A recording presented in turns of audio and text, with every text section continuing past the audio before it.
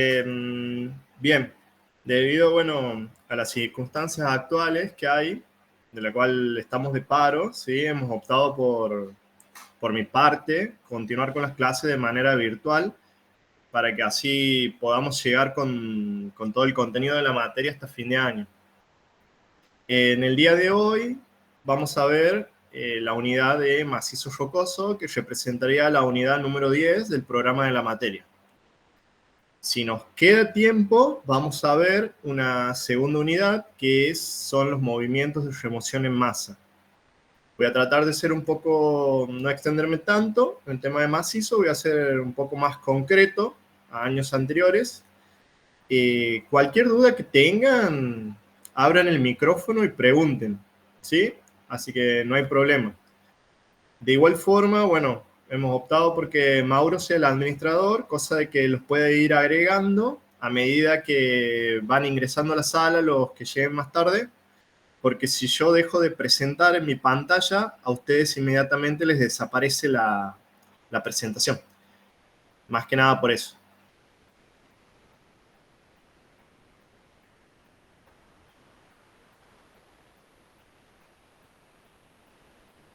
Bien.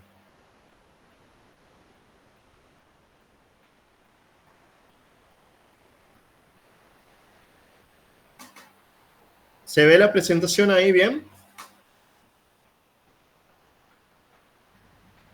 Sí, profe. Perfecto. Bien.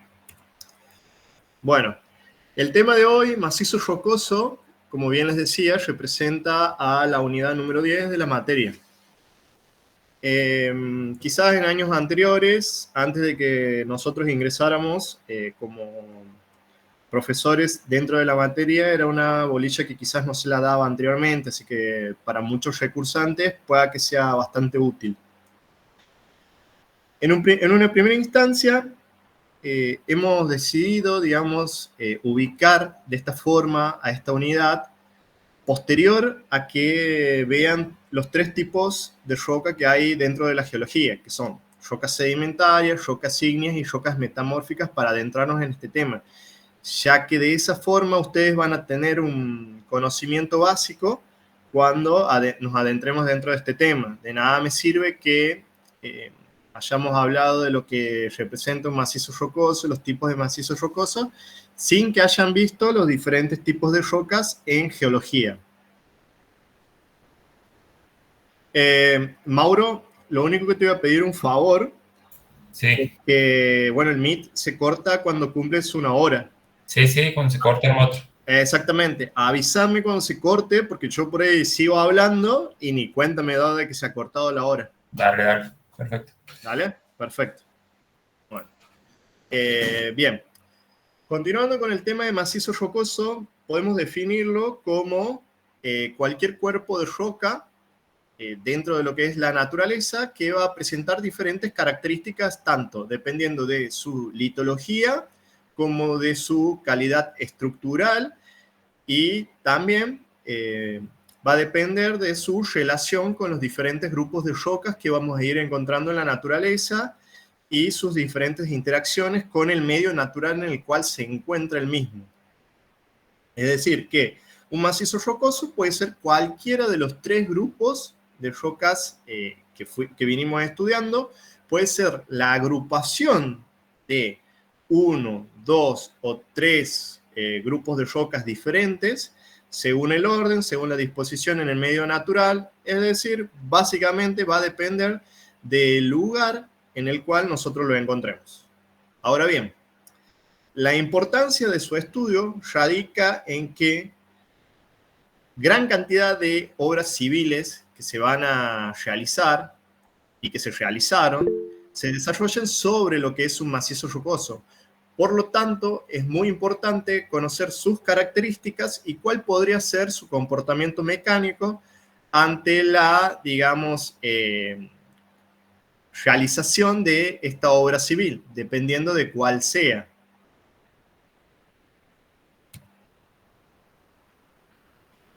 Por ello, como bien les decía y como siempre les recalco en todas las clases, es fundamental que tengamos los conocimientos básicos para así llegar a este marco un poco más general, en el cual abarca una gran cantidad de unidades y de conocimientos con respecto al mismo. Es fundamental de que sepan qué es un mineral, sepan que los minerales van a estar componiendo lo que son las rocas, y a su vez, las rocas van a estar formando parte de lo que es el macizo rocoso.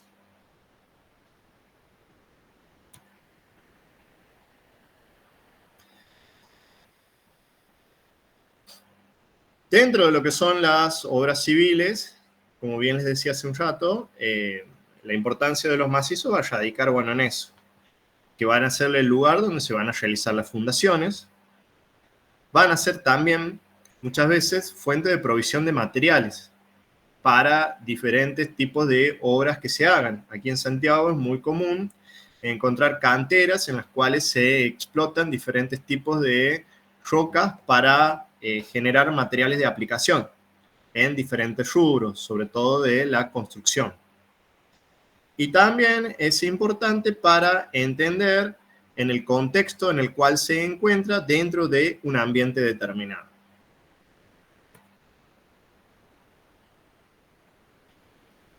Algunos tipos de obras en las cuales nosotros podemos comentar por qué es importante el estudio macizo rocoso, se encuentran, por ejemplo, la realización de caminos, la realización de presas para la contención de agua y para la generación de energía, la construcción de edificios, conocer cuál va a ser el tipo de fundación que se va a necesitar hacer y los diferentes métodos a aplicar para que, digamos, ese edificio tenga una determinada estabilidad para poder llevarse a cabo la obra.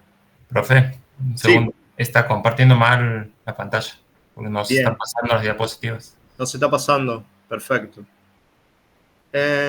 Bancamos.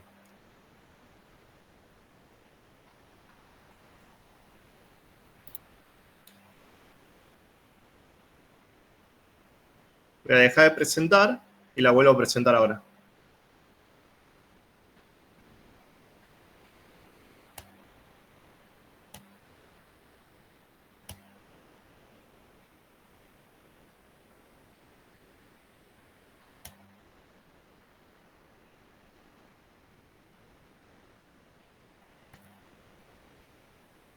Ahí se ve.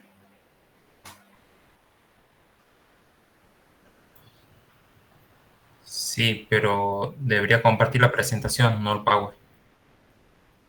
A ver. Sí, ahí la actividad de la presentación. ¿No se ve? No, se ve el Power, ¿no? Bien. Sí, es lo mismo que me pasaba la vez pasada cuando hice. Y hace un rato cuando probamos, Mauro, ¿se compartía la presentación? No, no era el Power, no. El Power nada más. Bien, bueno, vamos a tener que seguir así con el Power. Sí, es lo mismo que me pasaba la otra vez. Hay como un error en el Meet en el cual no se ve la presentación. No sé por qué. Bueno, de igual forma, ¿se ve bien ahí?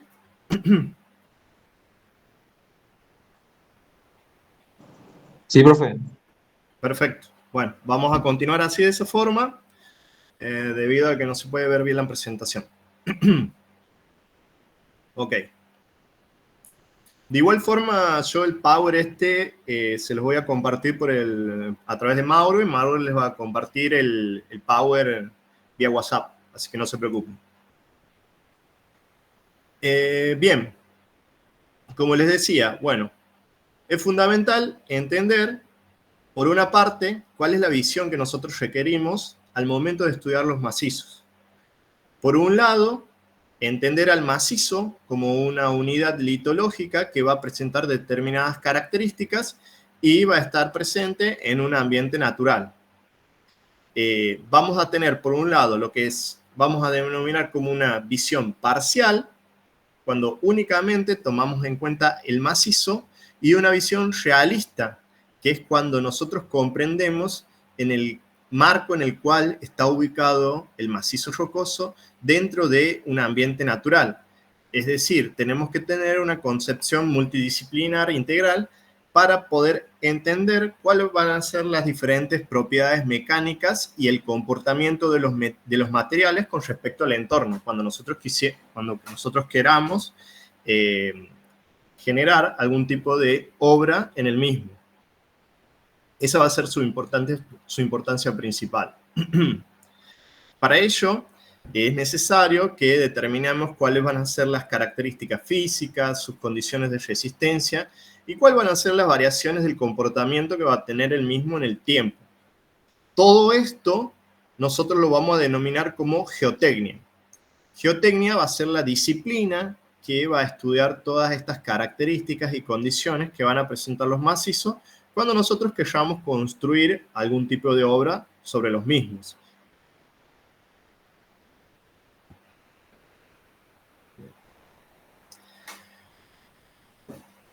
En cuanto a lo que son las propiedades físicas y mecánicas del terreno y de su entorno, nosotros vamos a tratar de estudiar los materiales sobre los cuales vamos a desarrollar estas obras.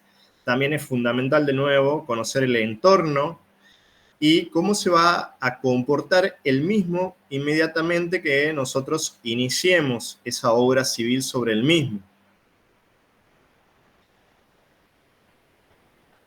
Esta, diapo está fallada debido a que estoy teniendo problemas también con algunas presentaciones, pero bueno, básicamente lo que tienen que tener en cuenta es cuál va a ser la relación sin perder de vista las características del macizo, cuáles van a ser la respuesta que va a tener el entorno ante la modificación del comportamiento y de, en este caso, la implantación de la obra que se va a llevar a cabo con respecto al ambiente en el cual se encuentra. Básicamente esto es lo que estaba aquí en esta diapo que se encuentra fallado. Bien. En cuanto a lo que es un macizo rocoso, nosotros podemos decir que el mismo va a ser un complejo natural, considerado in situ, que va a tener una composición litológica determinada, puede ser una roca ígnea, sedimentaria, metamórfica, puede ser una combinación de dos, puede ser una combinación de 3 tipos de litologías o más, y va a tener una estructura definida, que a su vez va a tener un estado de conservación con relación al estado original en el cual se formó. Aquí es donde entra mucho en juego lo que es el intemperismo o la meteorización, que fue un tema de las clases anteriores. Para ello es fundamental determinar todo esto, las propiedades geomecánicas que van a tener y que van a determinar su comportamiento, el cual nosotros a través de la geotecnia vamos a buscar calcular.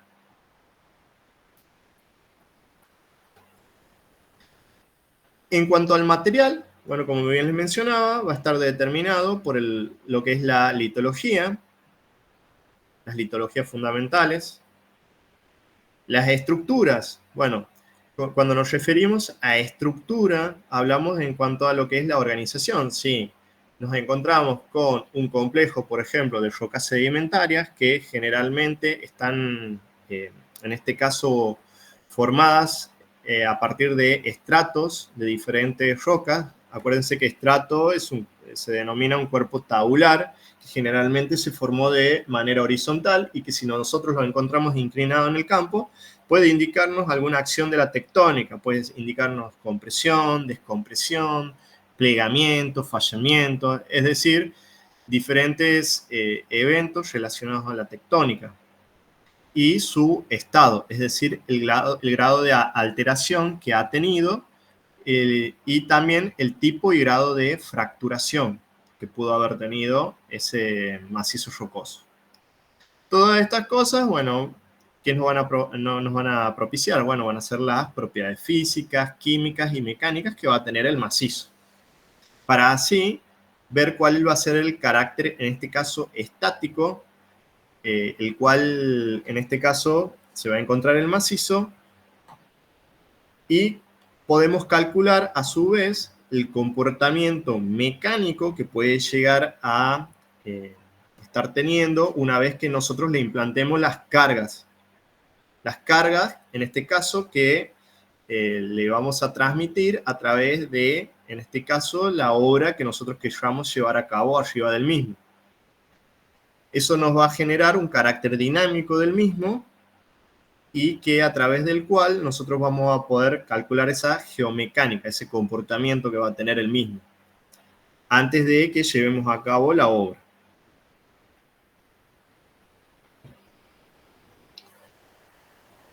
Acá un poco más, de nuevo, volviendo a lo mismo.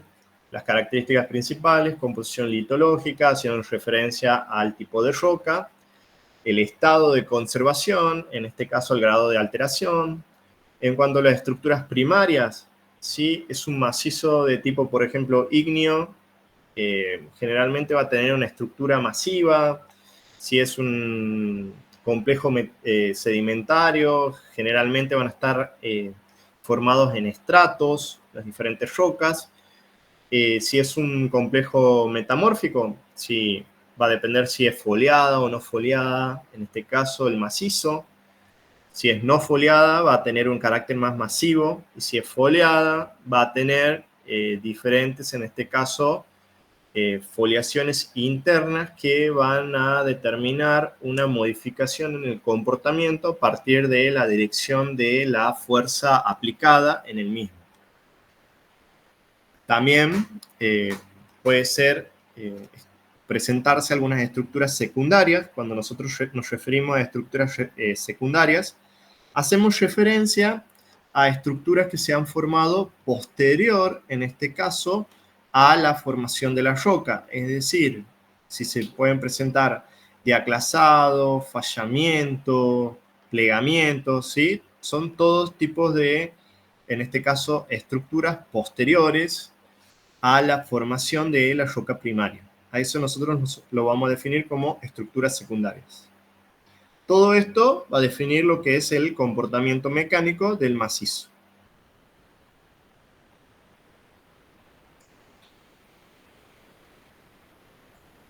Acá un poco más de lo mismo, composición litológica, el estado, las estructuras primarias y las estructuras secundarias.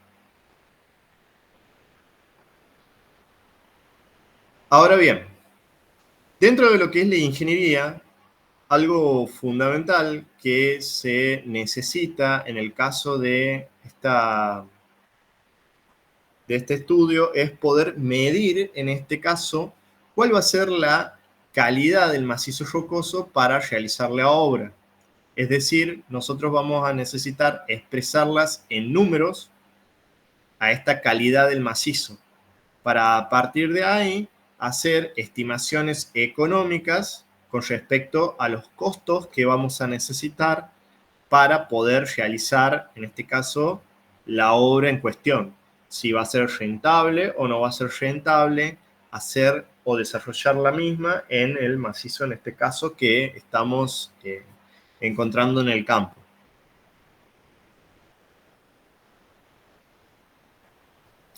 Para ello es necesario, bueno, realizar una valoración objetiva de la calidad del macizo, una valoración relativa también del comportamiento de diferentes macizos en los cuales ya se hizo diferentes obras y que van a generar información previa al posible comportamiento que tenga este macizo en el cual nosotros queremos realizar, en este caso, una determinada obra.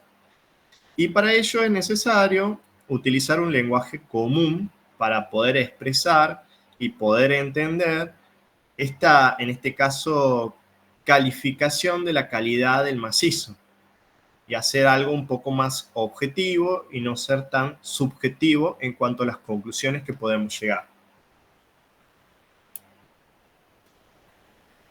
Para ello se realizaron diferentes métodos de caracterización de macizos que ya llevan más de 50 años de realización. Entre los que podemos nombrar o mencionar, los más conocidos, pueden ser la clasificación de Terzaghi, que se le hizo en 1946, la clasificación de Laufer, de 1958, el RQD o Rock Quality Designation de DARE en 1964, la caracterización de Wieniawski de 1973 o la posterior caracterización de Wieniawski de 1984, también conocida como Rock Mass Rating o RMR, el método Q o de Barton, generado en 1974, el Rock Structure Rating o RSR de Jacobs de 1974, entre los más conocidos métodos para la caracterización de los macizos rocosos.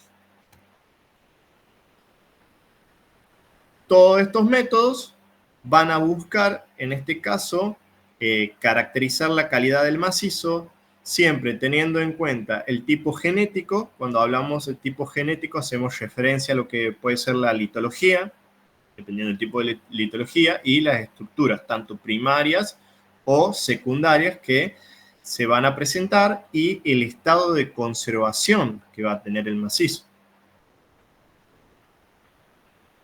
Para ello es fundamental, ¿sí?, hacer un correcto estudio del mismo y poder caracterizarlo objetivamente.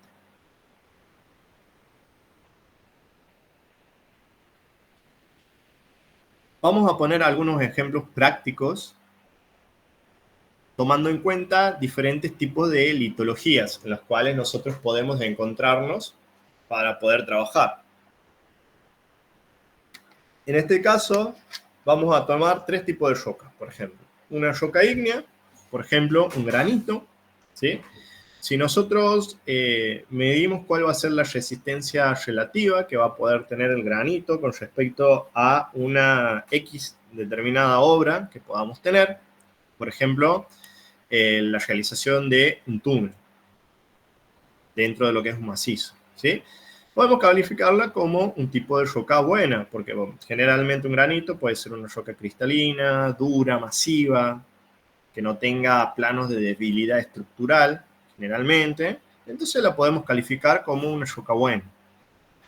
Otro tipo de roca, por ejemplo, una roca metamórfica que es un gneiss, bueno, una roca foliada, cristalina, muy dura también, debido a sus componentes minerales y sus componentes estructurales, entonces quizás la podemos calificar previamente, sin un estudio exhaustivo, como una roca buena en un principio. Y luego tenemos una roca sedimentaria, como una arenisca, y generalmente por concepto podemos tener que las rocas sedimentarias sean un poco menos resistentes en comparación de otras rocas cristalinas, como pueden ser una roca ígnea o una roca metamórfica.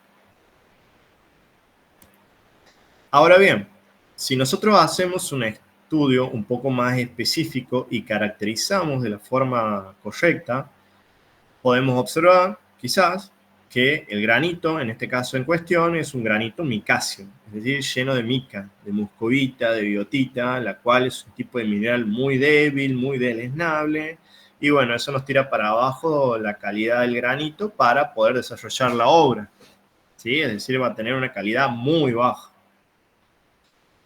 En cuanto al gneiss, podemos determinar que es un gneiss más bien esquistoso, es decir, de un esquisto de alto grado, llegando a gneiss, el cual tiene varios planos de debilidad debido a esa esquistosidad que va a presentar, y podemos determinar también que va a tener una calidad muy baja o muy mala para el desarrollo de la obra en cuestión.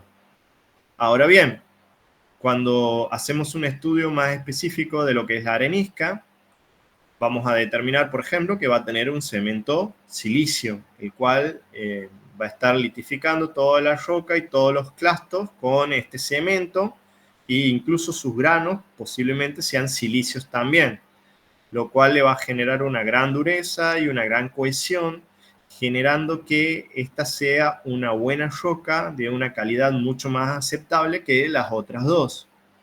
Por eso, siempre va a ser importante el aumento de la precisión, en este caso del estudio del macizo en cuestión. Siempre podemos tener una visión previa al mismo antes del estudio, pero una vez que nosotros lo hacemos como más preciso, una caracterización más objetiva, podemos llegar a sorprendernos con algunos resultados, en este caso tomando en cuenta esta comparación.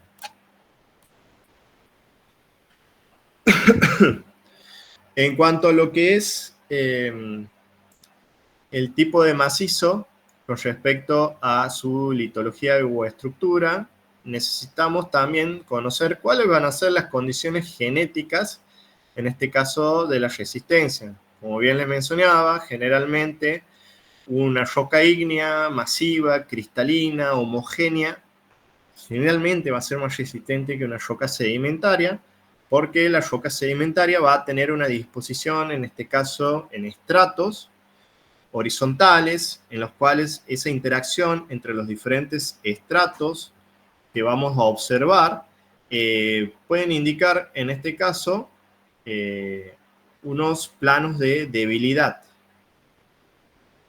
que posteriormente nos pueden influir, en este caso, en el desarrollo de la obra.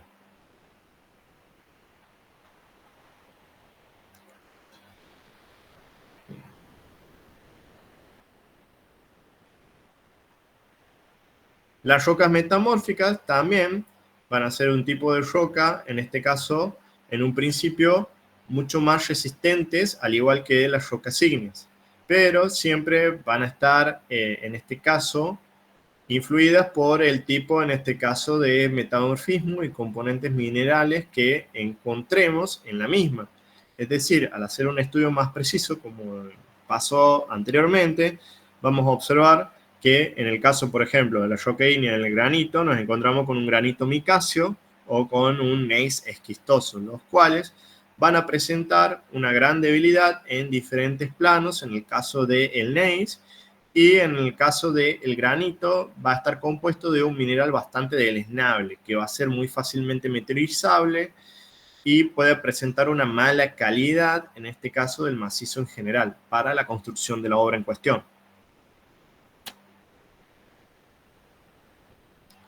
Mientras que en el caso de la arenisca, que es un tipo de roca sedimentaria en el cual tienden a, en este caso, formarse y presentarse en la naturaleza mediante una naturaleza de estratificación, que son estos cuerpos tabulares, horizontales, unos con respecto al otro, podemos encontrarnos con diferentes características en las cuales, por ejemplo, en este caso, que nos encontremos con una arenisca que presente una cementación silicia, la cual genere una mayor resistencia, en este caso, en la roca misma, y que nos dé una mejor calidad, en este caso, para el desarrollo de la obra en cuestión. Por eso es tan importante, en este caso, poder ser más precisos en la calificación y caracterización del macizo.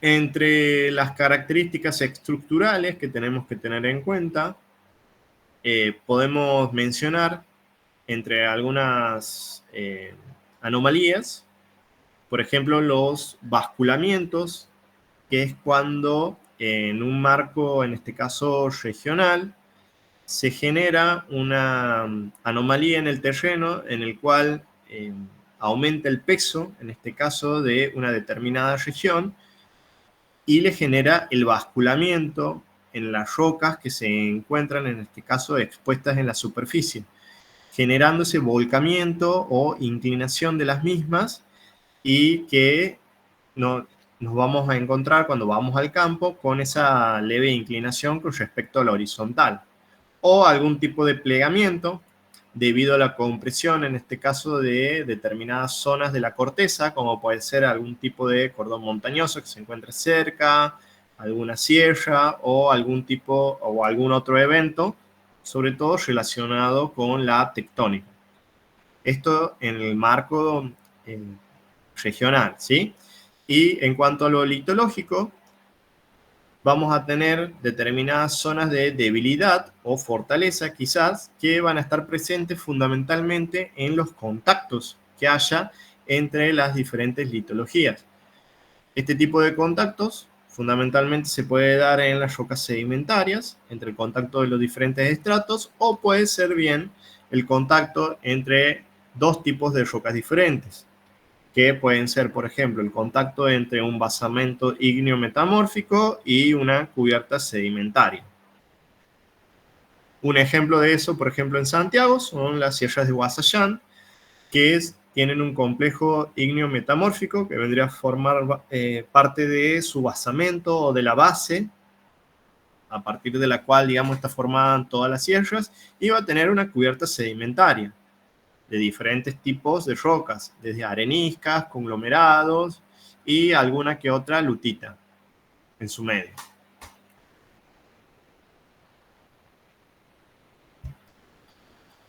En cuanto a las estructuras primarias, algunas estructuras primarias, en este caso típicas o características, son estas de las rocas sedimentarias.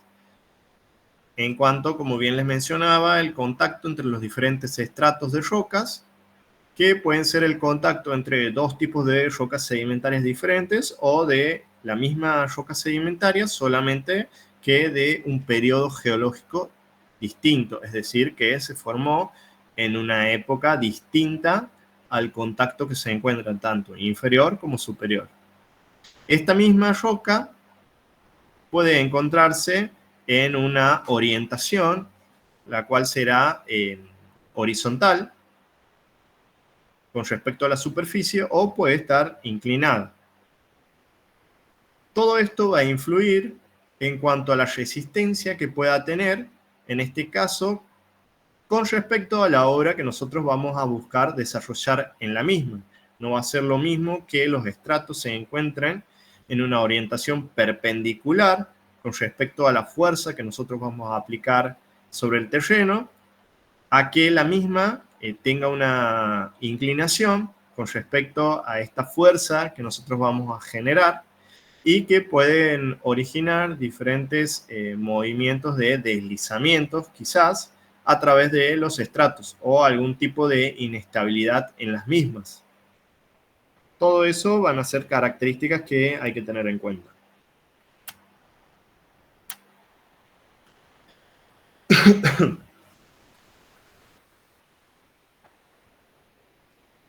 En cuanto a las estructuras secundarias, bueno, podemos mencionar fallas, fracturas o pliegues.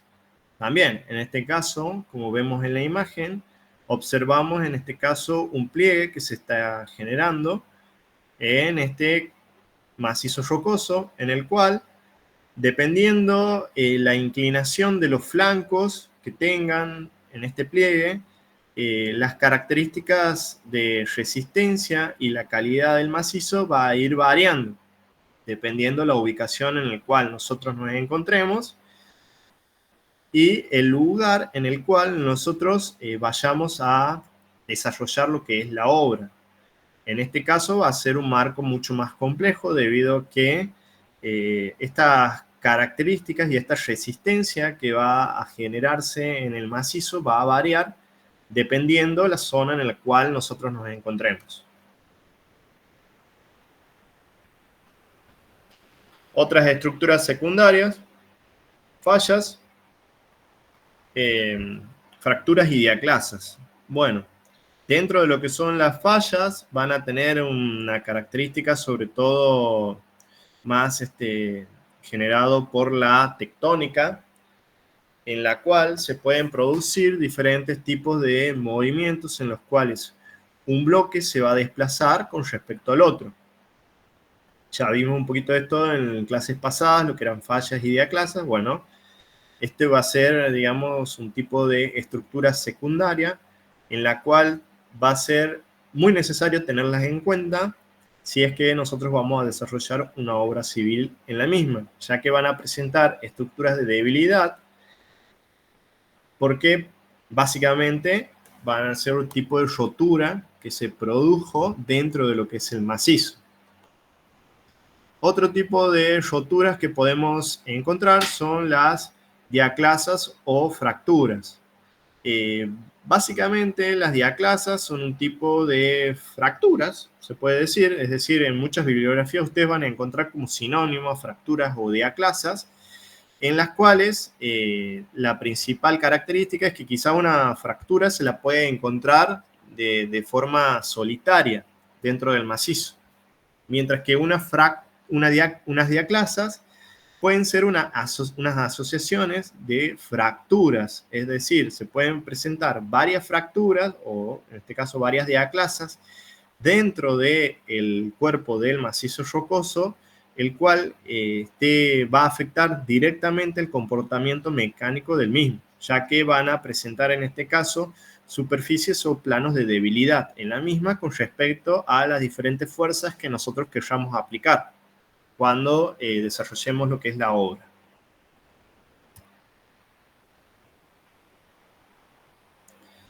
Bien.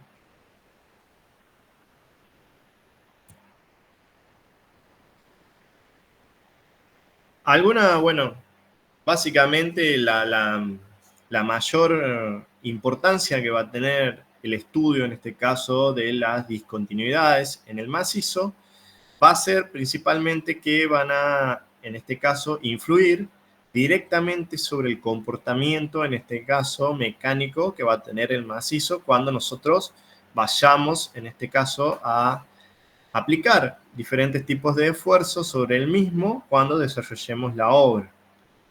Repasando, vamos a tener fallas, fracturas y diaclasas en cuanto son las estructuras secundarias, sumando también a los pliegues. Las fallas van a tener una caracterización de un tipo de ambiente más regional y las fracturas y diaclasas van a incidir más en un ambiente, en este caso, local, sin tomar en cuenta todo el ambiente en general.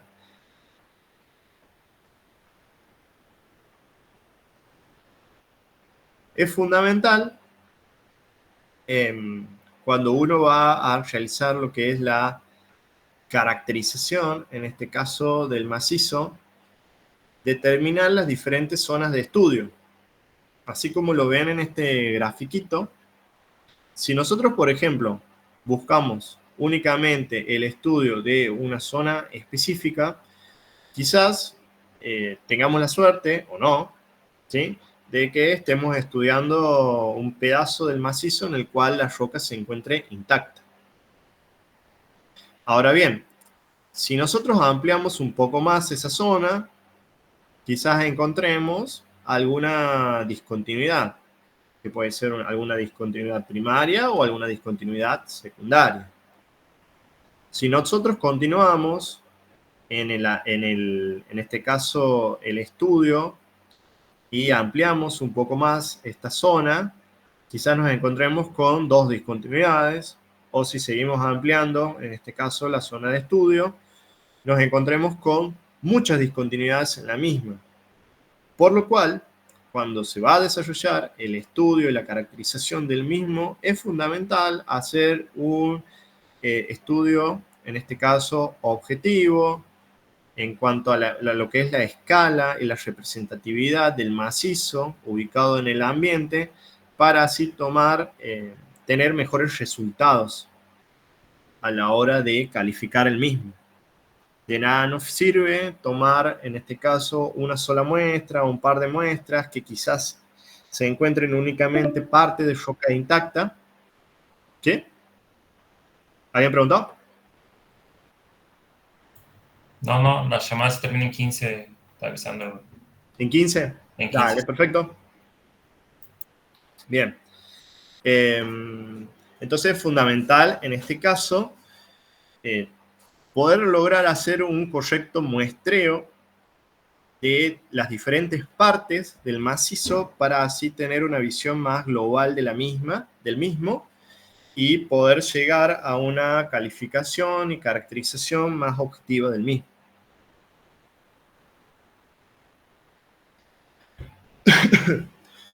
Otro aspecto fundamental en cuanto a lo que es el estado de conservación del macizo va a ser el grado de alteración. En cuanto al grado de alteración, nos referimos al grado, en este caso, de meteorización que va a tener. Ese proceso, en este caso, de lo que es la geodinámica externa, que va a afectar a todas las rocas que se van a encontrar expuestas a la superficie. Va a ser fundamental esto, ya que prácticamente cualquier tipo de roca que nosotros encontremos y que busquemos desarrollar cualquier obra, va a estar meteorizada. Cualquier roca que esté expuesta. Eso tómenlo como base. Entonces, nosotros necesitamos realizar una caracterización y un estudio para determinar el grado de meteorización que va a tener, en este caso, el macizo. Si va a ser un macizo muy alterado o va a ser un macizo más bien inalterado, teniendo en cuenta, en este caso, la pérdida o no de la cohesión de la roca en general y cuál va a ser el cambio de la calidad del mismo, que va a implicar, en este caso, aumento de la debilidad con respecto a los esfuerzos que nosotros le vamos a querer aplicar.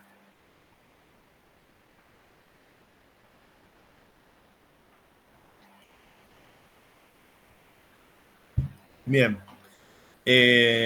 Con respecto a lo que es la meteorización, bueno, no hace falta agregar mucho, ustedes ya conocen bien lo que es la meteorización y bueno, además es un tema que lo vamos a tener en el segundo parcial, así que lo tienen que tener muy claro esto. Pero repasando, recuerden que en cuanto a lo que es la meteorización, tenemos tres tipos de meteorización: física, química o biológica, el cual, dependiendo el tipo de meteorización, vamos a tener tanto cambios químicos como cambios físicos dentro de la estructura de ese macizo.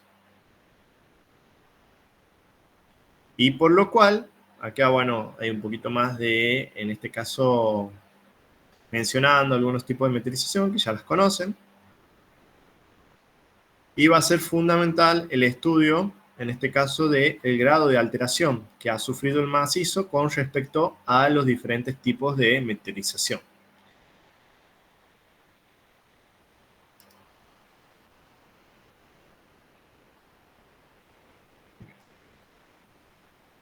Ya entrando en los métodos de clasificación de los macizos, podemos dividirlo en diferentes tipos. Vamos a tener, por un lado, los primeros métodos que salieron y que se desarrollaron, que eran unos métodos más, en este caso, cualitativos, que eran, por decir, algo más estimativos, un poquito más subjetivos, podríamos decir también, de este tipo de métodos, como pueden ser los de Terzaghi de 1946 o el de Laufer de 1958, para así ir evolucionando, en este caso, en otros métodos que terminaron siendo un poco más cuantitativos o mixtos, que estos nos dan un poquito más de certidumbre al momento de caracterizar el macizo, como pueden ser el del RQD de Der de 1941, el de Wieniawski de 1973, el de Barton de 1974, el de Jacobs de 1984, o el de Wieniawski, el RMR de 1984 también.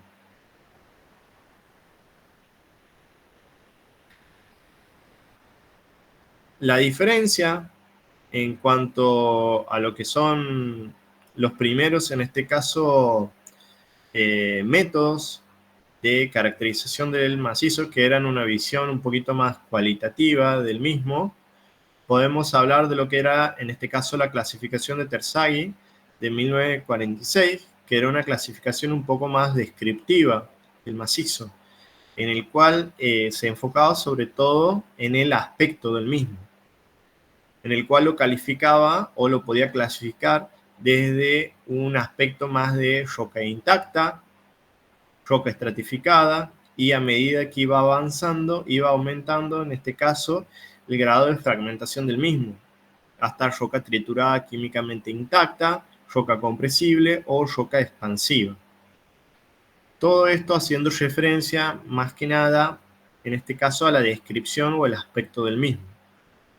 Laufer en 1958 hizo otra clasificación, el cual era un poquito más cualitativa de la misma y que la calificaba la roca en 7 diferentes clases, desde una clase A hasta una clase G, que iba desde una roca estable, una roca inestable a largo plazo, y así va avanzando hasta llegar a lo que es una roca muy compresible. Este tipo de clasificación hace referencia más, sobre todo, al comportamiento que va a tener el macizo ante la aplicación de los diferentes esfuerzos.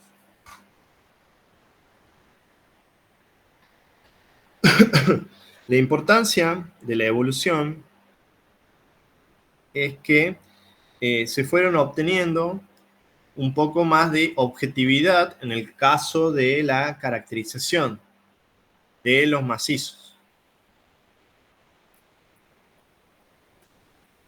El método que le siguió de 1964, el RQD, se encuentra entre uno de los métodos más importantes que vamos a tener para el análisis del macizo, y que es un método que otros métodos lo toman para intentar de hacer más objetivo a sus análisis.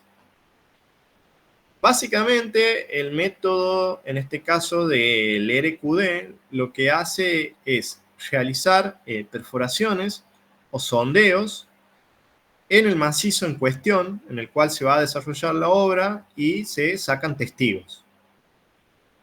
Para el que nunca vio un testigo, bueno, se ven como se ve en la imagen, no sé si la pueden ver bien, que es ese recuadro chiquito a la derecha. Esa es la forma en la cual se extraen los testigos y, bueno, se colocan las diferentes profundidades en las cuales se extrajeron los mismos.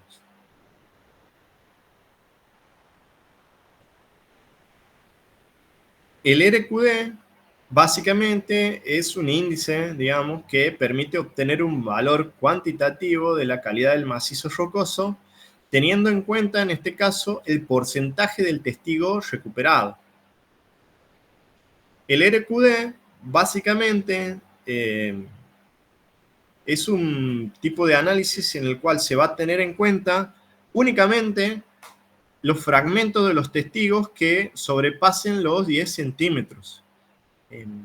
Los 10 centímetros sin, digamos, presentar alguna rotura o discontinuidad. Se va a tomar en cuenta la sumatoria, en este caso, de la longitud de los testigos recuperados mayores a 10 centímetros, se lo multiplica por 100 y se lo divide sobre, en este caso, la longitud del sondeo total. En este caso, los números que lleguen más cercanos al 1 nos van a indicar que, en este caso, la calidad del macizo va a ser bastante buena, porque nos va a indicar un grado de continuidad bastante amplio. Mientras que resultados más cercanos al 0 van a indicar una mala calidad, en este caso del macizo, debido a una falta de continuidad a lo largo de la estructura, o por lo menos a lo largo del sondeo que se utilizó. Por eso va a ser muy importante la cantidad de sondeos que se realicen y las direcciones de los sondeos, porque no solamente un sondeo va a ser vertical, también puede ser inclinado, y va a depender también de las estructuras tanto primarias y secundarias que tenga el macizo. De nada nos va a servir, o no va a ser nada representativo, por ejemplo, un tipo de sondeo que sea vertical en una roca, por ejemplo, en un complejo sedimentario en el cual los estratos también están de forma vertical, y eso, digamos, cuando nosotros realicemos el sondeo no vamos a detectar ningún tipo de discontinuidad, en este caso discontinuidades primarias de los estratos, porque los estratos también se encuentran en este caso dispuestos de forma vertical, como estamos realizando el sondeo. Por eso es importante la caracterización del macizo y ver en qué direcciones nosotros vamos a realizar los sondeos.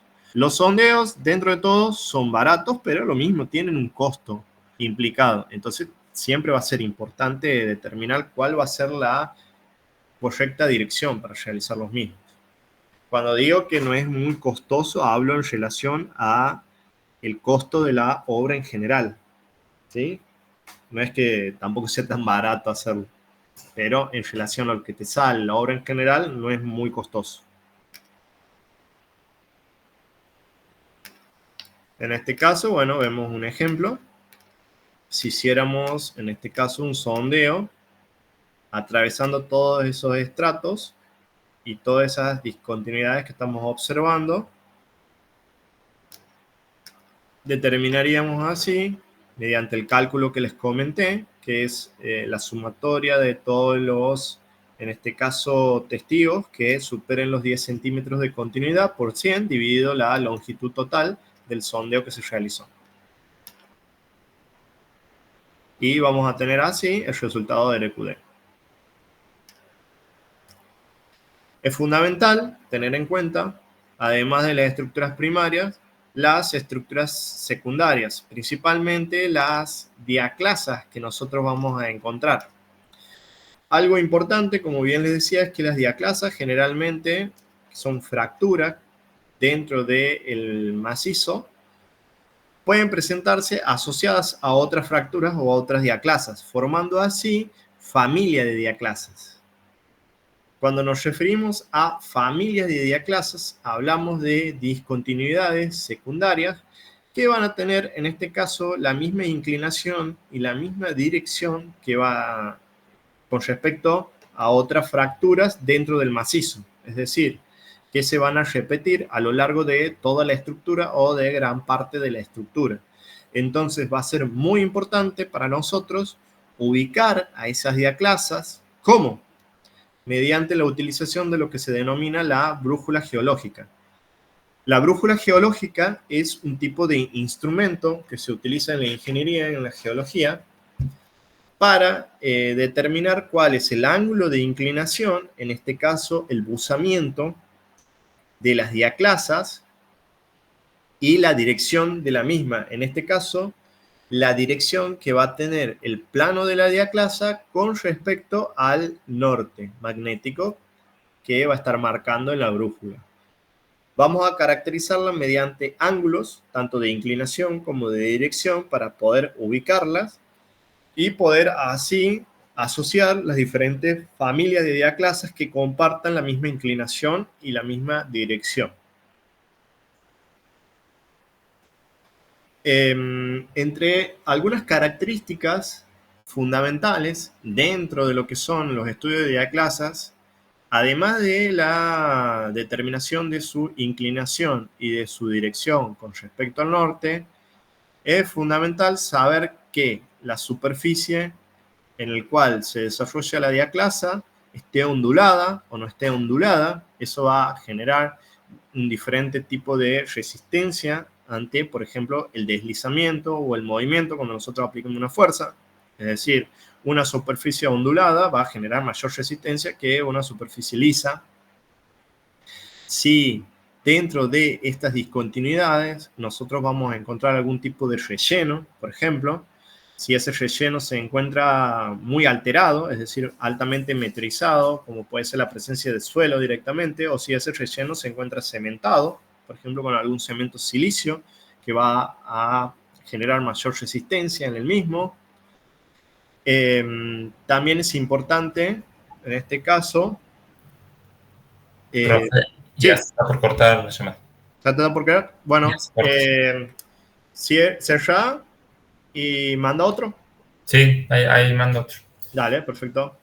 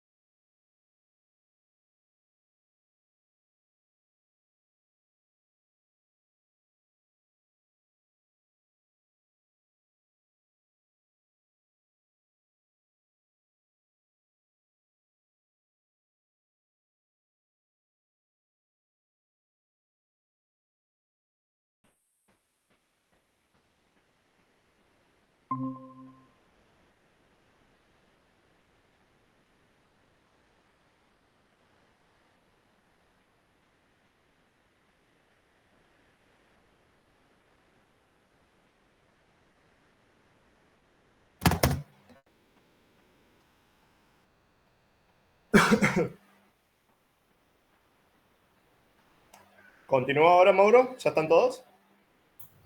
Faltan unos cuantos, creo, pero está la mayoría. Listo, continúo. Vos cualquier cosa lo vas haciendo entrar.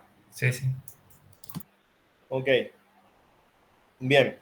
Entre otras características fundamentales para la caracterización de las discontinuidades, bueno, es fundamental determinar el espaciamiento dentro de las discontinuidades, si hay un gran espaciamiento o si están pegadas, en este caso, los dos, en este caso, superficies dentro de las mismas.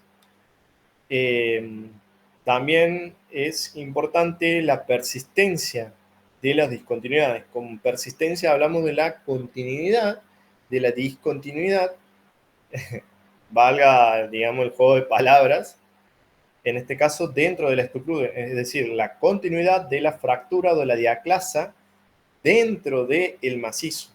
Porque podemos tener algún tipo de, en este caso, fractura o diaclasa que sea simplemente superficial y que no se extienda por todo el macizo, o si la misma se extiende a lo largo de todo el macizo. Todas esas cosas van a influir. Y también otro punto muy importante va a ser las filtraciones, si hay presencia o no de agua. Y si esa presencia de agua es continua, es decir, que está todo el tiempo fluyendo el agua dentro de la discontinuidad, o solamente ocurre en determinados periodos, como por ejemplo de lluvia.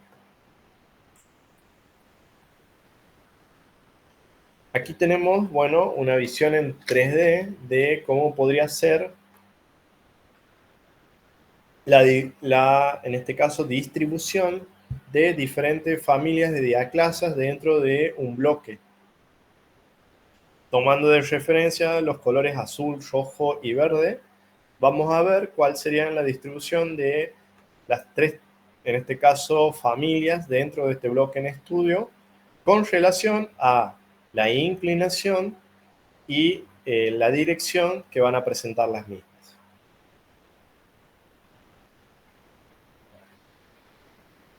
Aquí también haciendo referencia, bueno, a la apertura y al relleno que pueden haber dentro de las discontinuidades. Siempre va a ser importante todo eso.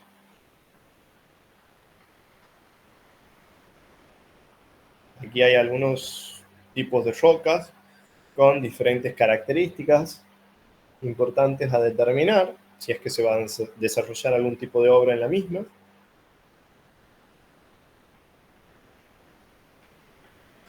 Y continuamos con el siguiente método. En este caso, ¿sí? Está sin pasarse las diapositivas. No se pasa, sí, no, qué lástima, che.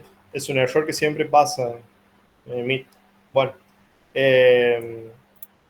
aquí atrás había mostrado un par de, en este caso, de diferentes ejemplos de macizos que se pueden encontrar en diferentes zonas. Y bueno, ya continuando con los métodos de clasificación de macizos, vamos con el método de clasificación de Wieniawski. En este caso, Wieniawski realizó dos métodos, uno en el año 1973 y el otro en el año 1984.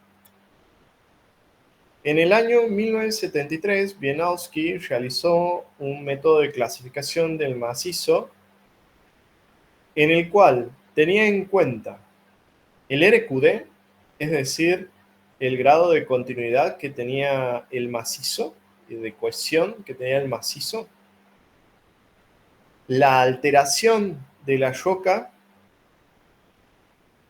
la resistencia de la roca sana a través de un método de compresión simple mediante prensas que se puede realizar en un laboratorio de geotecnia, la separación de las diaclasas, es decir, el espaciamiento, la apertura de las mismas,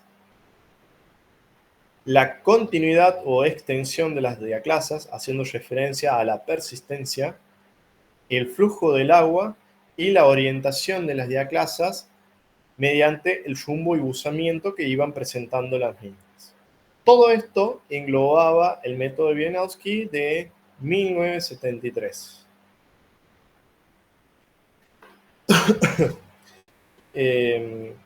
Básicamente, bueno, este método de Wieniawski era un método cuantitativo, tomando como referencia diferentes características, en este caso, de la presencia de las diaclasas dentro de la roca y siempre teniendo en cuenta el marco general, en este caso, en el cual se desarrollaban las mismas, que vendría a ser la litología que iban presentando.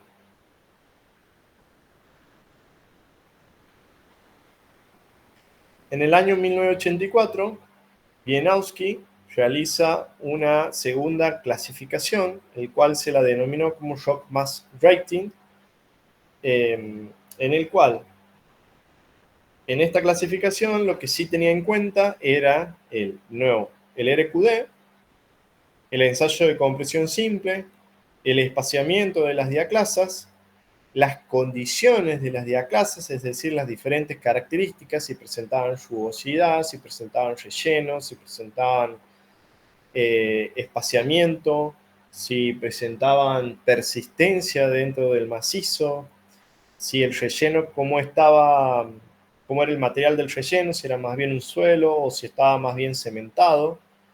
Todo eso tenía en cuenta Wieniawski. Y la orientación de las mismas, es decir, su rumbo y buzamiento.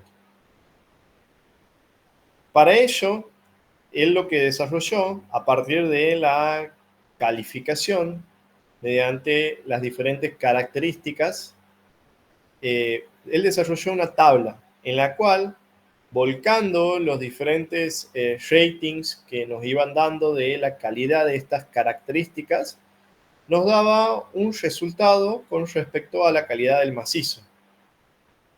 Que ese resultado iba desde un macizo muy pobre hasta un macizo muy bueno. Todo dependiendo de las diferentes, en este caso, variables que vamos teniendo y, en este caso, el rating que nosotros le vamos colocando a cada uno. Eso iba a ir variando y de esa forma nosotros íbamos a ir obteniendo cuál era la calidad del macizo. Este es un análisis un poquito más subjetivo debido, o sea, y cuantitativo, como bien les decía, porque hay algunas variables que son un poquito más subjetivas, como por ejemplo lo que son las condiciones de las diaclasas, es decir, todas estas características de rugosidad, cementación, meterización que pueden tener internamente.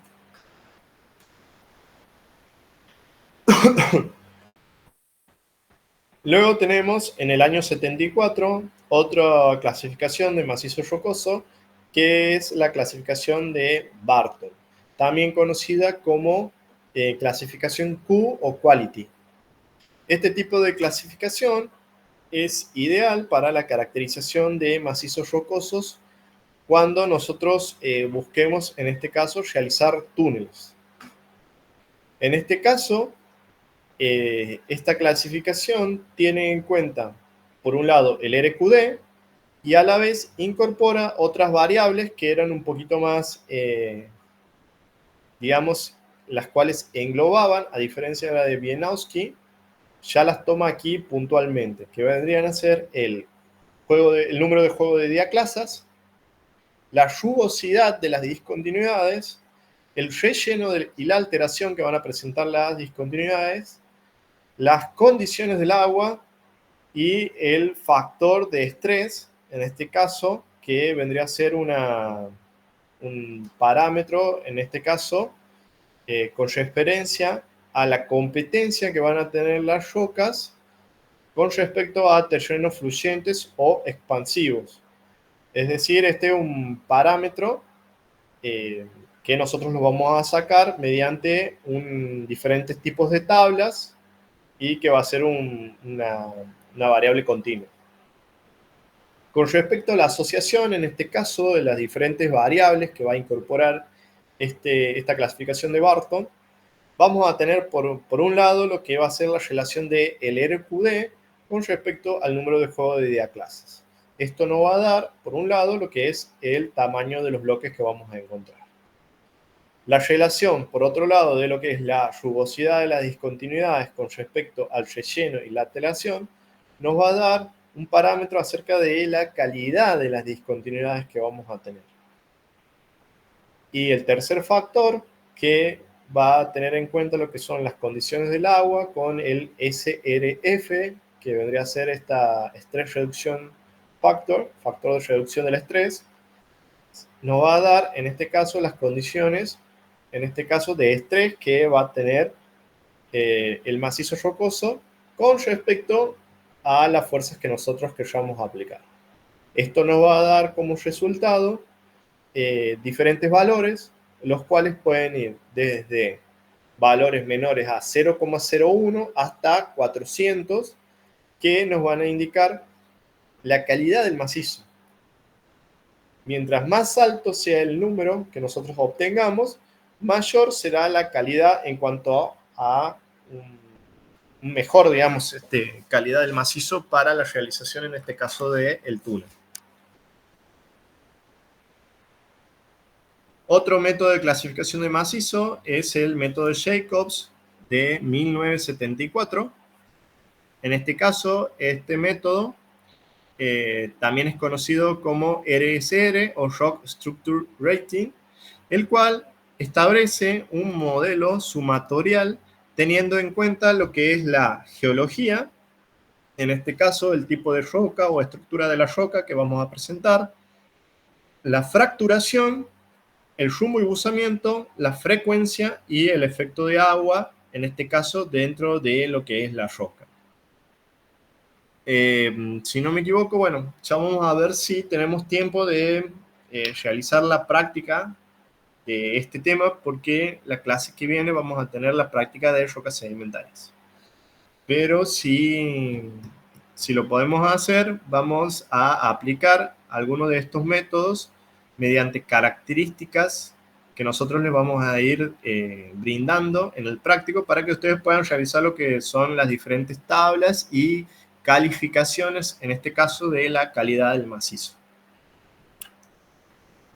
Aquí, bueno, vemos algunos diferentes tipos de macizos que vamos a encontrar en la naturaleza, en este caso rocas sedimentarias, clásticas, más rocas sedimentarias clásticas, en este caso estratificadas.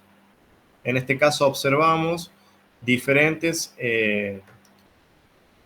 juegos de diaclasas en el cual están atravesadas por diques, que son esos cuerpos ígneos intrusivos que atraviesan las rocas preexistentes. En este caso vemos el contacto entre una roca ígnea, en este caso un dique, con una roca sedimentaria. Más contactos, en este caso observamos que la roca que se encuentra en el margen superior de la pantalla es un tipo de roca más opaca, posiblemente sea algún tipo producto de alguna meteorización diferencial, lo cual le brindó esa diferencia de color con respecto a la roca que se encuentra abajo. Aquí también la presencia de otro dique que se encuentra intruyendo a una roca sedimentaria. Aquí observamos algunas venas de cuarzo presentes, en este caso, en una roca de un complejo metamórfico. Esas venitas de cuarzo vendrían a ser esas líneas blancas verticales que se encuentran, que se generan por la precipitación, en este caso, de agua químicamente activa con gran abundancia de, en este caso, óxido de silicio, que termina precipitando en diferentes fracturas que se encuentran dentro de lo que es la roca en estudio. Algunas rocas metamórficas, esquistos, migmatitas, ¿sí?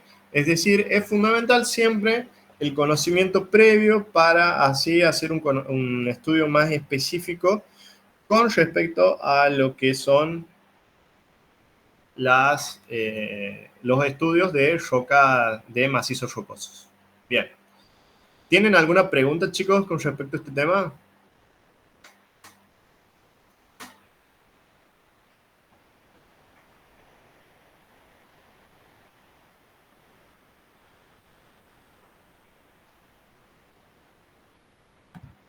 Bien.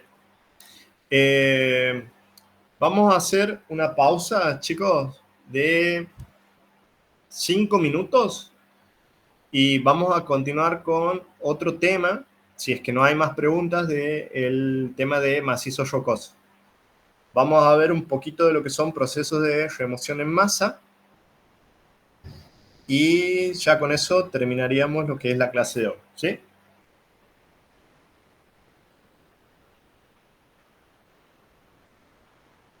Mauro, más o menos, ¿cuánto tiempo queda? Quedan 44. 44, listo. 5 minutitos, paramos y ahí continuamos. ¿Listo?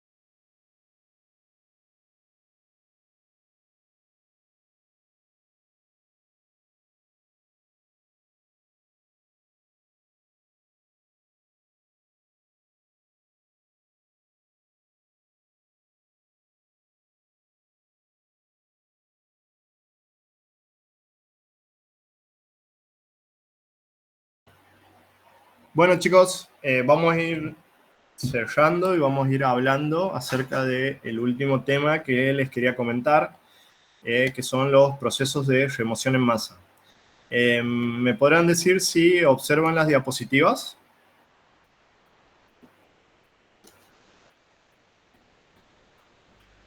Sí, profe. ¿Sí se ve bien? Perfecto. Cualquier cosa, si no se ve alguna, me avisan y vemos cuál es el error. Bien. Bueno, por movimientos de remoción en masa se entienden, ¿sí?, a los desplazamientos que se pueden producir en el terreno, que pueden constituirse en una ladera o en un talud. Este puede ser de forma tanto natural como puede ser artificial, es decir, cuando se desarrolla algún tipo de obra en el cual se genera algún talud o ladera en el mismo. Antes de aplicar diferentes soluciones estabilizadoras, en este caso a una ladera o talud, siempre es fundamental identificar correctamente los mecanismos de rotura que se pueden desarrollar en los mismos, para a partir de ahí poder aplicar diferentes tipos de soluciones que pueden ser un poquito más efectivas. En este tema, más que nada, vamos a abordar sobre todo lo que es el estudio de diferentes tipos de movimientos, sin entrar específicamente en los métodos de remediación, ya que eso yo siempre lo dejo más para materias que van a tener en un futuro, como geotecnia. Bien, principalmente los movimientos que vamos a tener en un principio van a ser los movimientos que van a tener trayectoria vertical, es decir, en los cuales va a influir directamente lo que es la gravedad que va a haber. Estos procesos van a involucrar masas de suelo y roca y algunos factores los cuales van a contribuir a que se generen este tipo de movimientos verticales. Va a ser el intemperismo o meteorización, producida básicamente por lo que es la erosión hídrica, fluvial y eólica. Además de algún tipo de actividad sísmica que se pueda encontrar en la zona. Entre los movimientos que podemos mencionar se encuentran, por ejemplo, los desprendimientos o caídas. En este caso, los desprendimientos se originan por un despegue de una masa de suelo o roca de una pared empinada o acantilado, que posteriormente desciende mediante lo que es la caída libre. Esto puede generarse a través de algún tipo de acción del viento, del agua o simplemente de la gravedad. Y generalmente se va a generar un rebote o rodadura final una vez que impacte con el suelo, en este caso este bloque o masa de suelo, así como lo muestra en la figura que estamos observando. Otro tipo de movimiento, en este caso, donde va a tener un componente fuertemente vertical o de trayectoria vertical, van a ser los colapsos, también conocidos como desplomes, que consisten en la caída de masas de material también con una trayectoria vertical. Esto se da debido a la socavación que se va a producir principalmente en la base, en este caso, del talud, principalmente generado, bueno, por la socavación que puede ser de un río o un oleaje, o por la meteorización avanzada de la roca que puede producirse en el pie del mismo. Un ejemplo que yo siempre menciono es, por ejemplo, no sé si ustedes fueron a un río en el cual nos encontramos con diferentes playas de arena, las cuales tienen una elevación considerable de arena con respecto a los bordes del río. Si ustedes observan, en este caso, el accionar, en este caso, del agua con respecto a estos montículos de arena, van a ver cómo el agua termina socavando la base, en este caso, de esos montículos de arena, y la termina erosionando y generando mini desplomes en la zona. Bueno, Este podría ser como una breve interpretación que ustedes pueden hacer para entender cómo es que se produce este tipo de proceso. Otro tipo de movimientos que podemos mencionar son los vuelcos. En este caso, los vuelcos por rotación. Estos son un tipo de movimiento de remoción en masa en los cuales se da cuando tenemos la presencia de diferentes bloques tabulares que tienen en este caso una direccionalidad más que nada vertical y terminan en este caso volcándose y girando sobre una base para terminar cayendo uno arriba del otro. Este tipo de movimientos, bueno, son muy especiales y específicos que se dan en la naturaleza y se tiene que dar una serie de factores y características para que se genere. Principalmente, bueno, la presencia de estas grietas verticales y la presencia, en este caso, de fluidos que vayan penetrando a través de esta y que vayan aumentando, en este caso, la alteración de los mismos para que se terminen rompiendo y por la acción de la gravedad y de algún otro agente erosivo, como puede ser el viento o el agua, termine generando la caída de los mismos. Otro tipo de movimiento son los deslizamientos en masa. Con respecto a los deslizamientos en masa, se los puede definir como movimientos ladera abajo de masas de suelo roca sobre una o varias superficies de rotura o zonas relativamente delgadas con una intensa deformación de corte en los cuales se preserva a grandes rasgos la forma de masa desplazada. En este caso, las superficies pueden coincidir con los planos estructurales, principalmente, es decir, que son inducidas por las diferentes capas de rocas o suelos que estén presentes en el talud, o pueden ser inducidas por diferentes elementos rotacionales, generando en este caso dos tipos de movimientos diferentes. Por un lado vamos a tener lo que son los deslizamientos rotacionales, como vemos aquí en la figura, en los cuales se da principalmente cuando tenemos un material muy poco cohesivo en la superficie y se generan este tipo de fallas rotacionales a lo largo del talud y que permite el desplazamiento, en este caso, en masa de los diferentes materiales ubicados en la superficie. El otro tipo de deslizamiento son los deslizamientos traslacionales, que la principal característica que van a tener este tipo de deslizamientos va a ser que la superficie por el cual se realice este deslizamiento traslacional va a ser una superficie plana, generando el movimiento de todo el material, en este caso poco cohesivo, que puede ser algún material coluvial o suelo que se encuentre por arriba del mismo, ocasionando un tipo de esfuerzo tensional, generando ese tipo de fracturas en la superficie, en este caso de los suelos que se encuentran por arriba, y al generar este tipo de fracturas o aberturas terminan siendo rellenadas por otro material transportado por diferentes agentes erosivos. Otro tipo de movimiento son los rectamientos o reptación. Este es un tipo de movimiento del tipo viscoso, pero muy lento, que genera movimientos de pocos centímetros al año. Este puede estar asociado a diferentes tipos de, en este caso, terrenos no consolidados o relativamente sueltos que tengan algún tipo de arcilla que se le dice arcilla expansiva. Es decir, que son un tipo de arcilla que al hidratarse aumentan su tamaño. Un tipo de arcilla residual o en este caso característica de los reptamientos es la montmorilonita. La montmorilonita es un tipo de arcilla expansiva que al hidratarse aumenta su volumen. Ahora bien, ¿Cómo se realiza este movimiento?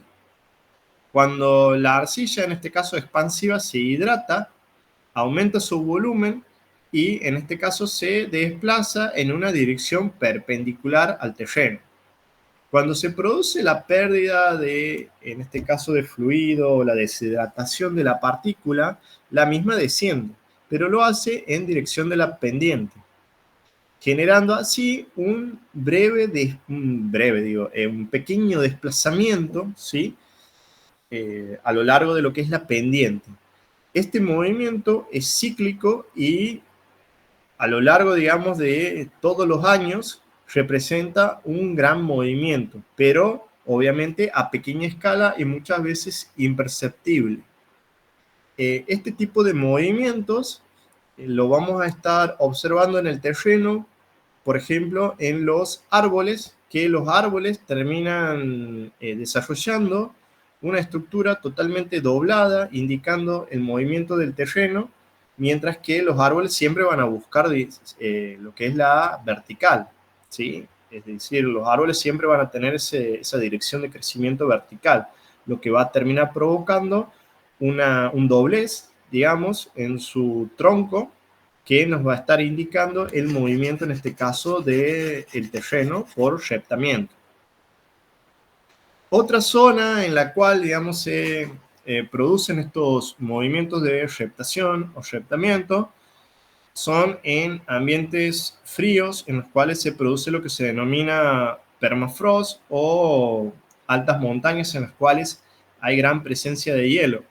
En este caso, el hielo va a actuar de una forma muy parecida a las arcillas expansivas. Acuérdense que el agua, cuando se congela, termina aumentando su volumen de un 8 o un 9%, la molécula de agua, mientras que al derretirse va a generar de nuevo un movimiento, en este caso de las partículas que se han congelado y que se terminan derritiendo por la pérdida de agua y el aumento de la temperatura en la zona, provocando también otro tipo de reptamiento, en este caso en ambientes fríos.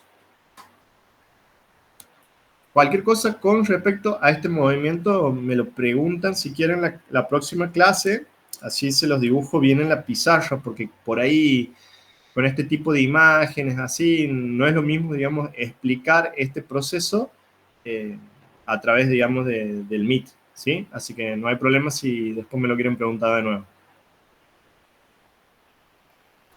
Otro tipo de movimiento es la propagación lateral. En este caso, el caso más común corresponde al desplazamiento horizontal de masas duras por un flujo plástico o licuación de material subyacente más blando.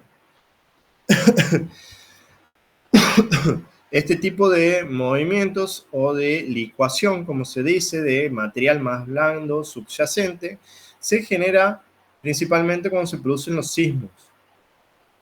El sismo lo que va a generar es una vibración o agitación, en este caso justamente de este terreno mucho más blando o deleznable, produciendo así una inestabilidad de, en este caso, el estrato o la roca que se encuentra por arriba del mismo, provocando así el movimiento o desplazamiento lateral del mismo por la, de nuevo, inestabilidad y la licuación del material subyacente, debido a la presencia de algún sismo en la zona.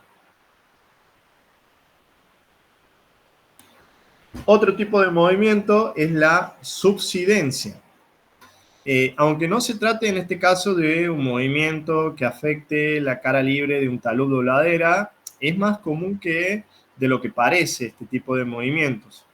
Se tratan de desplazamientos verticales del terreno, asociados a la remoción o consolidación del material subyacente, que puede ser dado por diferentes causas. Algún tipo de causa que se puede dar puede ser, por ejemplo, por el sobrebombeo de pozos en alguna zona urbana, ya lo vamos a ver cuando veamos el tema de aguas subterráneas. Puede darse por la infiltración de lluvia, en este caso en determinados terrenos, generando la socavación del material subyacente y provocando y originando así vacíos en el subsuelo. estos vacíos van a generar una inestabilidad en el terreno que van a provocar el hundimiento del mismo. Y también este tipo de movimientos son muy característicos de ambientes kársticos. Ambientes kársticos hacemos referencia a ambientes en los cuales predomina la roca caliza, carbonato de calcio, que se termina disolviendo y provocando el mismo efecto que los anteriores que le mencioné, que es el hundimiento del terreno.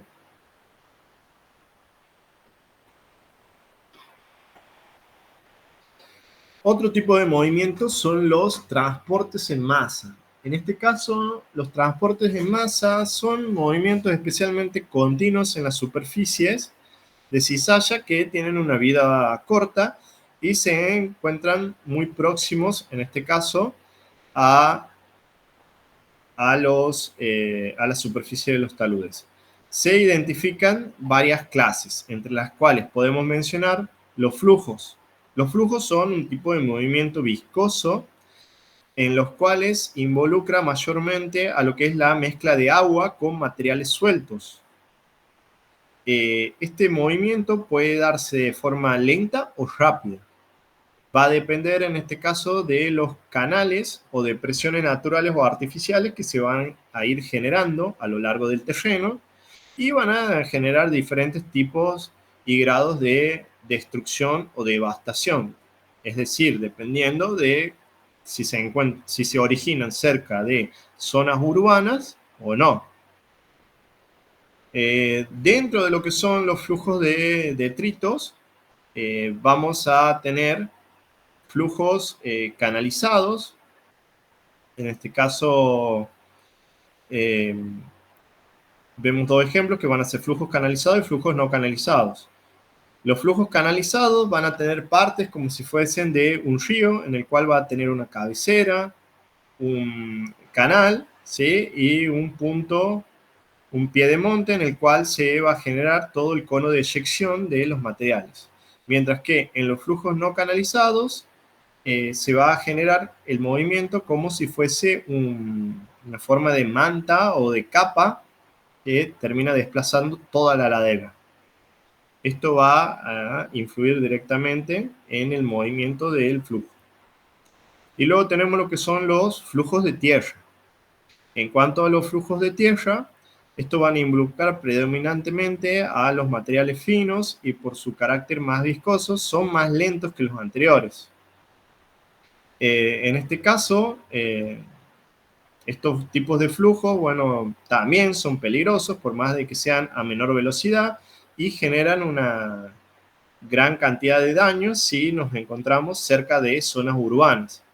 Un ejemplo de flujo de tierra que ocasionó una catástrofe, en este caso cercano, digamos, por ejemplo, a Santiago, fue en la localidad de Guayamba hace, no estoy seguro, fue hace cerca de 15 años, fácil, en los cuales se produjo un flujo de tierra que terminó, en este caso, enterrando varias casas y perdiendo la vida de los habitantes que había dentro de las casas.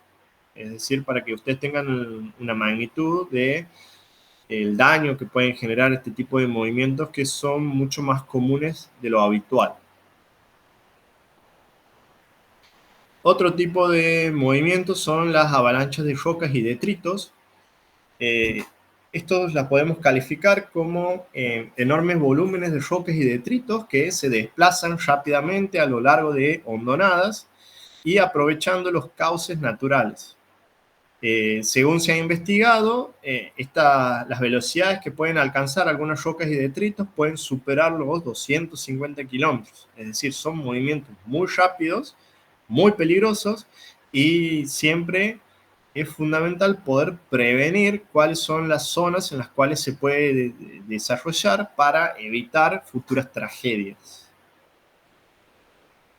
Acá un tipo de avalancha que observamos que se ha generado en el campo, ¿sí? Y terminamos con el tipo de factores y causas que pueden desencadenar este tipo de movimientos en masa. Aquí va a ser fundamental estudiar lo que son la estabilidad de los taludes y laderas, las cuales siempre van a estar gobernadas por lo que son las características topográficas, geológicas, ambientales y antrópicas. Todo esto va a determinar la posibilidad de los materiales a moverse cuesta abajo. Dentro de los diferentes factores más importantes vamos a encontrar lo que son los factores inherentes, que van a estar dados por la composición, en este caso, de los materiales involucrados, la condición de los mismos, las estructuras geológicas y el patrón de flujo de agua. Todos estos van a representar lo que son los factores inherentes que van a determinar la característica y el grado de estabilidad que va a tener, en este caso, el talud, a que se produzca un movimiento de remoción en masa. Otros factores van a ser los factores externos también, pero de tipo natural.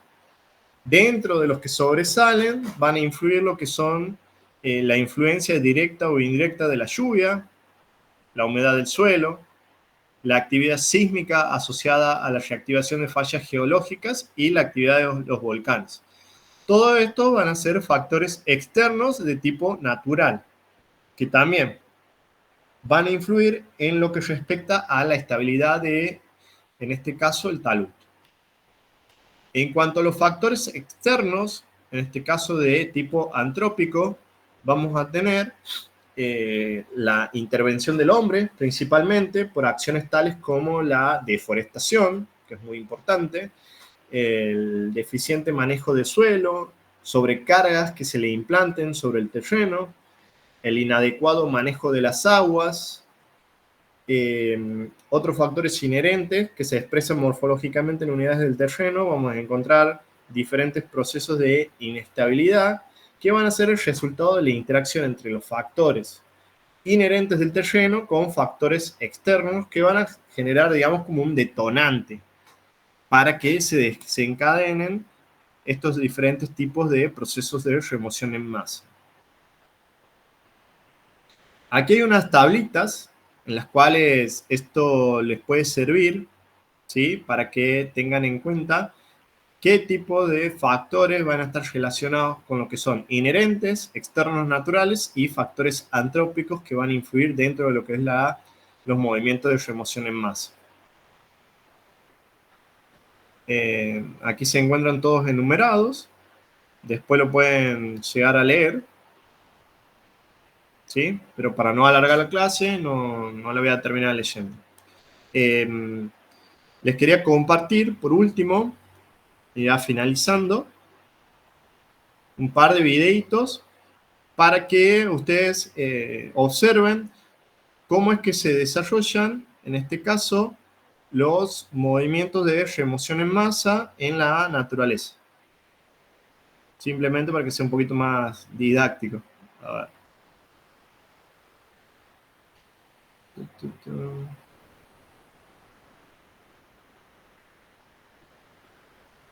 Vamos a ver.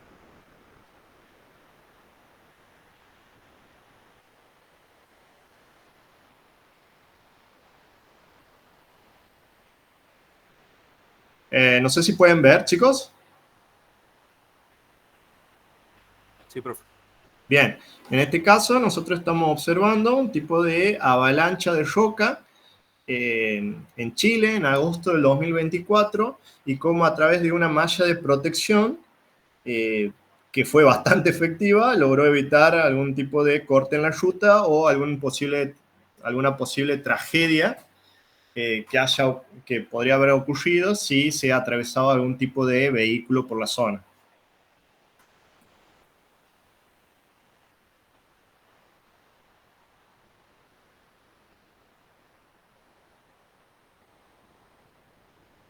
Ahí le muestro otra.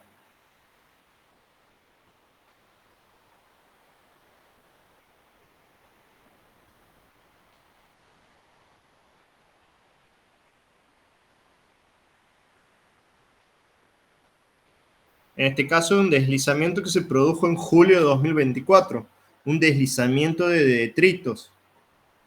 para que vean la rapidez con la que se produce.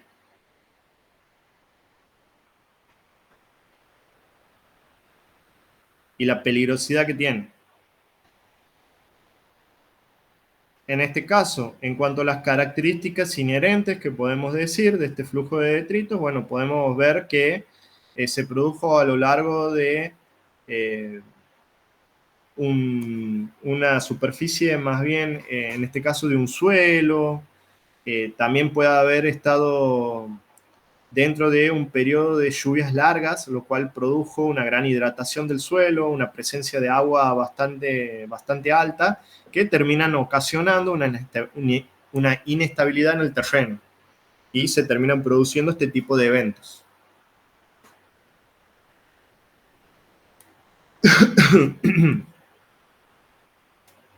Ahí les muestro otro.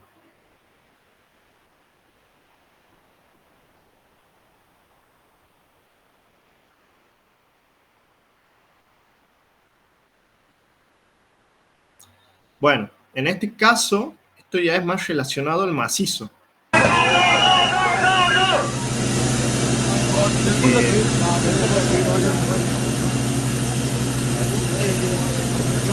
En lo que ustedes observan ahí, se produce una explosión de roca. La explosión de roca básicamente se produce por una liberación de esfuerzo que se produce cuando nosotros realizamos, en este caso,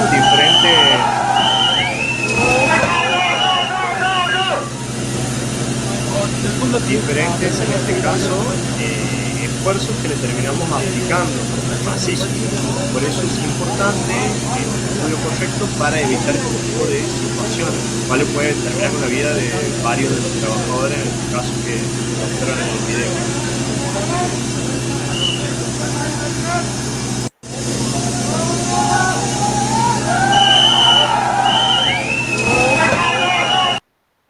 Bien, y el último videito que les voy a mostrar, tengo varios, pero vamos a mostrar el último. También referido a movimientos de deslizamiento. En este caso, se observa cómo se produce el colapso, en este caso el colapso vertical de un muro de contención. En el video lo que preguntan es por qué este muro de contención no contiene, básicamente, y se produce el colapso. Lo que uno puede interpretar en este caso es que la base en el cual se encontraba apoyado el muro de contención se encuentra muy meteorizado, ¿sí?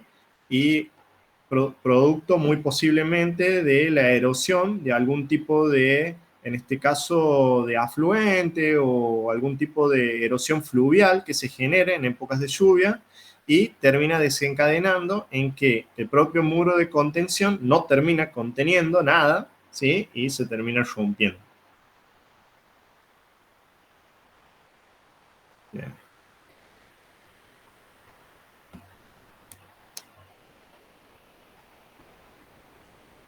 Bien.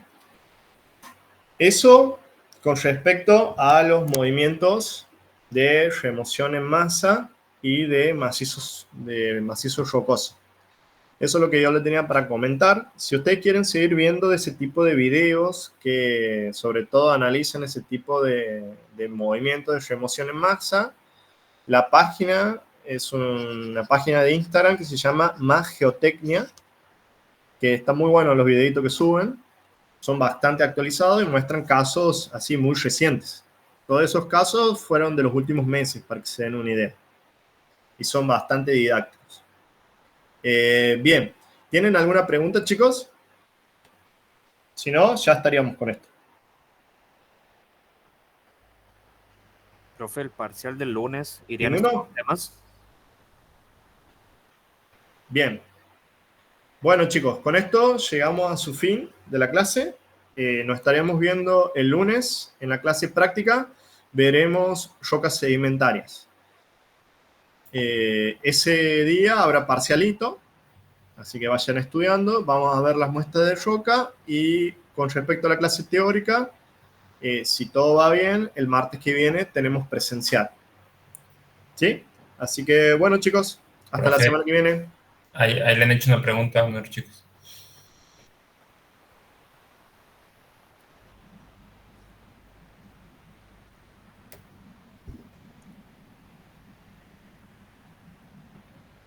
Profe, ¿me escucha? Hola, hola. Acá me Mauro que tenía el volumen bajo. Ah, con razón. Sí, sí, Ahí decime. uno de los chicos le ha hecho una pregunta. Bien, no escuché. ¿Qué dijo? Quería saber qué temas van al parcelito del lunes. Roca sedimentaria. Bien. Roca sedimentaria va en el parcialito del lunes. Perfecto. ¿Alguna otra pregunta?